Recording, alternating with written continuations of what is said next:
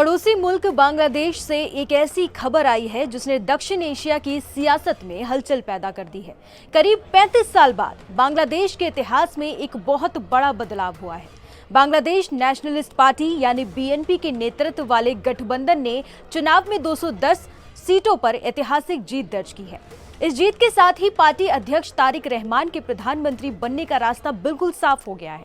दिलचस्प बात यह है कि पिछले 3.5 दशकों से बांग्लादेश की सत्ता दो बेगमों यानी शेख हसीना और खालिदा जिया के इर्द गिर्द ही घूमती रही है, लेकिन अब 35 साल बाद इस मुल्क को पहला पुरुष प्रधानमंत्री मिलने जा रहा है।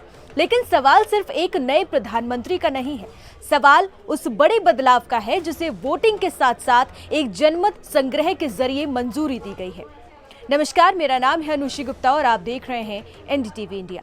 क्या बांग्लादेश एक नई लोकतांत्रिक राह पर निकल पड़ा है या फिर ये मुल्क धीरे धीरे पाकिस्तान बनने की तरफ कदम बढ़ा रहा है? आज हम इसी की इनसाइड स्टोरी को समझेंगे। दरअसल बांग्लादेश में इस बार सिर्फ वोटिंग नहीं हुई है, बल्कि लोगों के सामने एक 84 सूत्री सुधार पैकेज भी रखा गया था, जिसे जुलाई नेशनल चार्ट 2025 कहा जा रहा है। चुनाव आयोग के मुताबिक करीब 70% लोगों ने इस चार्टर के पक्ष में हाँ का बटन दबाया है। अब सवाल ये है कि आखिर इस चार्टर में ऐसा क्या है?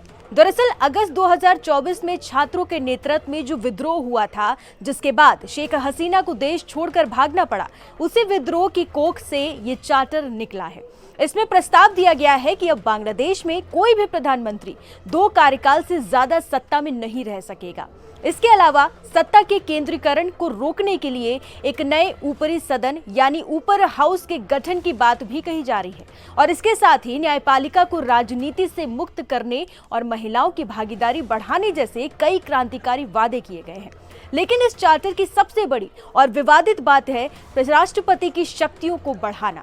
यही वो बिंदु है जहां से खतरे की घंटी बजनी शुरू होती है। दुनिया भर के एक्सपर्ट्स इस जनमत संग्रह और नए चार्टर को लेकर चेतावनी भी दे रहे हैं। आशंका ये जताई जा रही है कि राष्ट्रपति की भूमिका को जरूरत से ज्यादा मजबूत करना बांग्लादेश के लिए घातक साबित हो सकता है।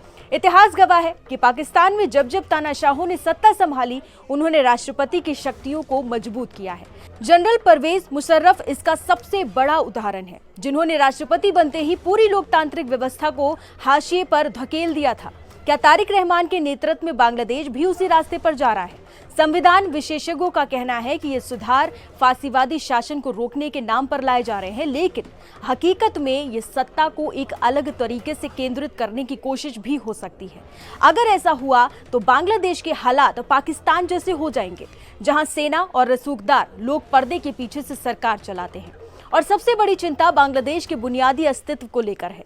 मशहूर वकील और संविधान विशेषज्ञ तानिया अमीर जैसे जानकारों का मानना है कि ये नए सुधार बांग्लादेश के गौरवशाली इतिहास और उसकी कानूनी विरासत के लिए खतरा है। उनका कहना है कि 1971 की आज़ादी के जो नींव थी, उसे ये चार्टर कमजोर कर रहा है। आरोप लग रहे हैं कि नए बांग्लादेश के निर्माण के नाम पर उन बुनियादी संवैधानिक सिद्धांतों को बदला जा रहा है, जिन्होंने इस मुल्क को एक पहचान दी थी। इसमें एक प्रावधान उन जुलाई फाइटर्स को संरक्षण देने का भी है, जिन्होंने शेख हसीना के खिलाफ विद्रोह किया था। आलोचक इसे कानून के शासन के खिलाफ मान रहे हैं। तारिक रहमान के सामने अब सबसे बड़ी चुनौती यही है कि वो एक तरफ जनता की उम्मीदों को पूरा करें और दूसरी तरफ कट्टरपंथ और अस्थिरता से बचाएं, जो पाकिस्तान की तरफ जा चुका है। क्या तारिक रहमान बांग्लादेश को दक्षिण एशिया का नया पावर हाउस बना पाएंगे या फिर ये मुल्क एक नए राजनीतिक भंवर में फंस जाएगा? यह आने वाला वक्त ही बताएगा।